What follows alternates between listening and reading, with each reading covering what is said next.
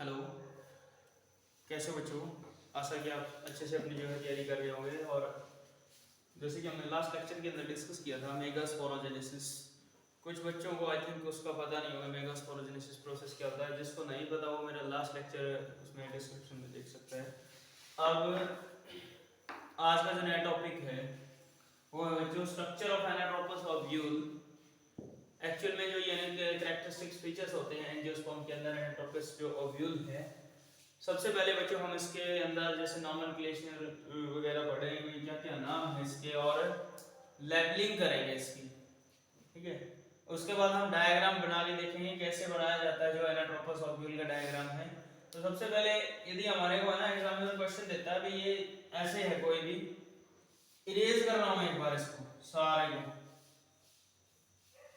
Labelling करनी सिखाएंगे आज से। ठीक है, अब सबसे पहला हमें ये बता भी दो एंड होते हैं किसी भी ओव्यूल के। ओव्यूल है ना जो, उसके दो एंड होते हैं बच्चों। एक तो होता माइक्रोपाइलर एंड, माइक्रोपाइलर एंड, और दूसरा होता है चेलेजल एंड। ठीक है, और इनके बीच में जो स्ट्रक्चर प्रेजेंट होती है, तो हम सबसे पहले स्ट्रक्चर की बात कर रहे हैं। एंड है ना जो एंड, ये तो है बच्चों लास्ट वाला चेलेजल एंड जो बेसल है, और ये है माइक्रो पाइल। और जो ये माइक्रोपाइलर पोल है ये वाला है माइक्रोपाइलर पोल। अब दो कवरिंग होती है, कवरिंग का मतलब हो गया बच्चों यानी कि सपोर्टिंग जो स्ट्रक्चर है। आउटर जो कवरिंग है उसको हम बोलते हैं outer integument. Outer integument, integument कहीं भी वर्ड आ जाए आपके पूरे बायोलॉजी के अंदर, उसका मतलब होता है आउटर या फिर इनर इंटेगुमेंट, यानी कवरिंग। एक्चुअली इनर भी हो सकती है आउटर भी हो सकती है। अंदर वाली को क्या नाम देंगे हम? Inner integument. ये अंदर वाली है, आउटर यानी कि बाहर वाली है। अब जो ये बच गया इनके बीच में मास ऑफ सेल, इसको हम बोलते हैं न्यूसेलस। इसको हम बोलेंगे न्यूसेलस या mass of cell, condense mass of cell होता है। अब जो ये अंदर वाली स्ट्रक्चर सबसे लास्ट में एक्चुअल में ये होता है बच्चों एम्ब्रियो सैक। एम्ब्रियो सैक ये वाला क्या है? Embryo sac. अब इस साइड ये है, इसमें फ्यूनिकल और हाइलम। इसको लिखते हैं हम ऐसे, फ्यूनिकल जो है, हाइलम यदि इंडिकेट करें अच्छे से, हाइलम ये है और ये फ्यूनिकल। फ्यूनिकल अटैचमेंट स्ट्रक्चर बताई थी मैंने किस किस के बीच में? ओव्यूल एंड किसके बीच में बताई थी बच्चों? Ovule and placenta. तो हम इसका जो है डायग्राम बना के देखते हैं दोबारा से। ये तो हमारे को ऑलरेडी बना बनाया मिल गया था डायग्राम, जो है लेबलिंग की हमने सिर्फ। डायग्राम कैसे बनाएंगे?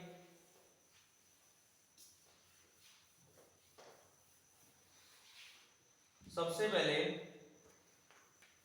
हमने इसको यहां से स्टार्ट करना है।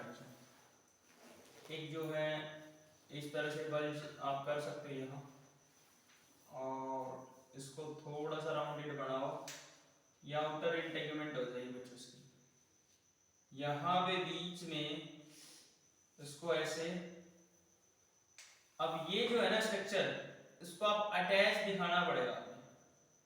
यहाँ पे जैसे ये हो गया और ये स्ट्रक्चर हो गया, या तो आप इस तरह से दिखाओ, थोड़ा सा डिफरेंस इनमें कॉमन होना चाहिए लेयर्स के बीच में। ठीक है, यहाँ अब इसके अंदर क्या बनाना हमने? Embryo sac. ये यदि आउटर इंटेगुमेंट है अपनी, ओव्यूल के अंदर आउटर इंटेगुमेंट है, बाहर की कवरिंग है। अंदर वाले और ऐसे दिखा सकते हो आप। अब जो ये बचा हुआ क्या है?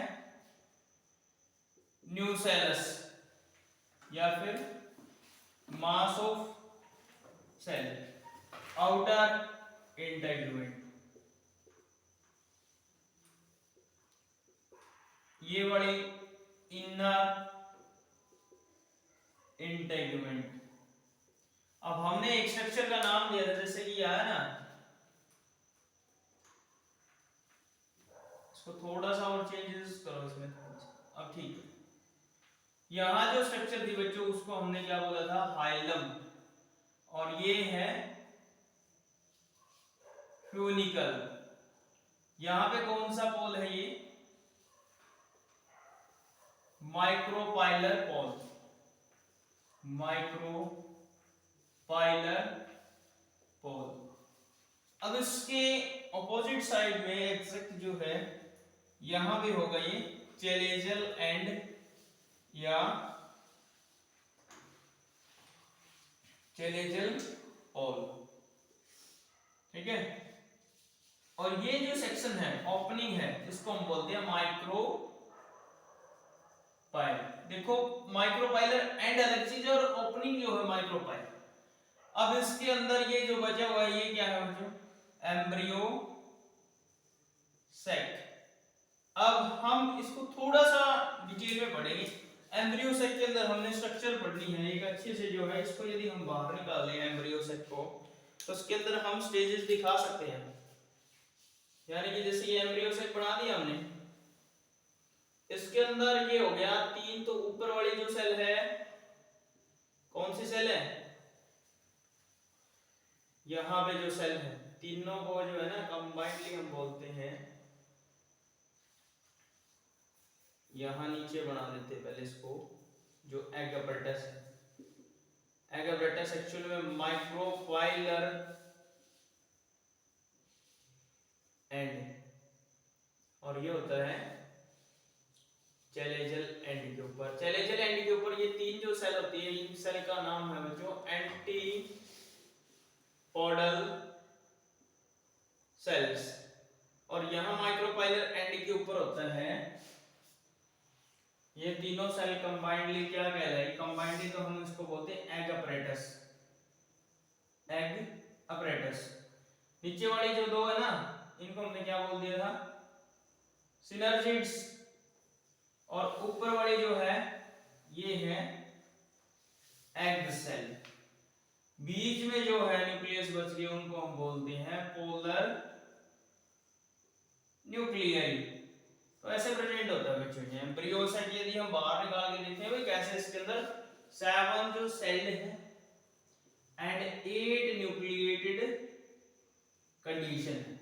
ये सारा का सारा यानी कि ओव्यूल के अंदर एम्ब्रियो सैक कहां डेवलपमेंट होगा, जो एम्ब्रियो सैक का डेवलपमेंट किसके अंदर होगा, ओव्यूल के अंदर। तो ऐसे डेवलपमेंट होता है। अब आगे जाके ये कहां पढ़े हम, फर्टिलाइजेशन प्रोसेस के अंदर हम दोबारा से फिर स्ट्रक्चर को थोड़ा सा यानी कि हम एक्सप्लेन करेंगे इसके बारे में भी, कैसे जो फर्टिलाइजेशन प्रोसेस होगा। स्क्रीनशॉट ले सकते हो बच्चों आप इसका, किसी बच्चे को ना समझ में आया तो इनसे दोबारा पूछ सकते हो। हाँ, बड़े इंपॉर्टेंट क्वेश्चन बता रहा हूँ 2-3। कई बार है ना एग्जामिनर ये पूछता है, जैसे आपने एम्ब्रियो सैक का स्ट्रक्चर बनाया वो तो चेलेजल एंड ऊपर है, लेकिन इस केस में देखो चेलेजल एंड जो है नीचे है, एम्ब्रियो सैक के अंदर ऊपर है। तो इसको इसी कारण से हम क्या बोलते हैं, एनाटोमस, यानी कि उल्टा है एक्चुअल में। यदि सिंपली उसके अंदर दिखाए ना, ये जर्मिनेशन ऐसे होता है, ऐसे जर्मिनेशन होता है इसका एनाटोमस, ठीक है। कहीं आप जैसे डायग्राम वगैरह देखोगे ना, तो एनाटोमस का मतलब उल्टा हो जाता है। ओव्यूल हमने ऐसे जो हम ग्रो करवाते हैं ना सॉइल के अंदर, इतना आ गया बच्चों समझ, ओके, जैसे हमने ग्रो करवा दिया सॉइल के अंदर, तो ये ऐसे नहीं सीधा का सीधा जर्मिनेट करेगा, ये आगे जाके इस तरह से हो जाएगा। इसीलिए हम इसको क्या बोलते हैं, एनाटोमस ओव्यूल। आपने ये कंडीशन देखी भी होगी कई बार, ठीक है।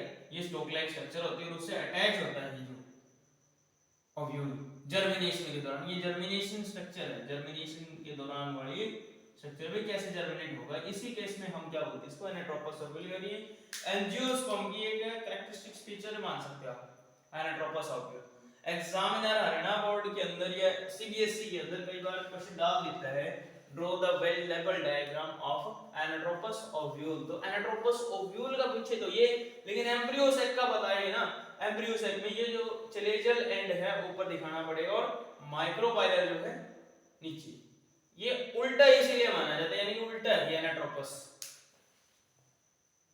ओके बच्चों।